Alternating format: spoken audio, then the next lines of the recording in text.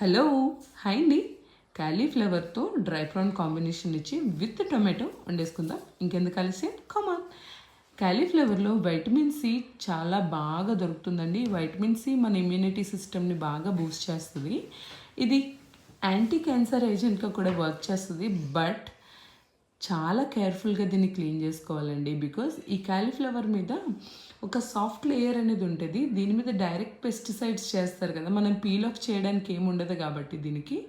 So hot వాటర్లో turmeric salt వేసుకొని ఒక 5 minutes నానబెట్టిన తర్వాత 3-4 times కడుక్కున్న తర్వాత మాత్రమే క్యాలీఫ్లవర్ కానీ బెండి కానీ వండుకోవాలండి. బికాస్ చాలా దీనివల్ల ఏమవుతుందంటే క్యాన్సర్ తగ్గడం కాదు, ఈ పెస్టిసైడ్స్ వల్ల ఇంకా క్యాన్సర్ సెల్స్ అనేవి యాక్టివేట్ అయిపోతూ ఉంటాయి అన్నమాట.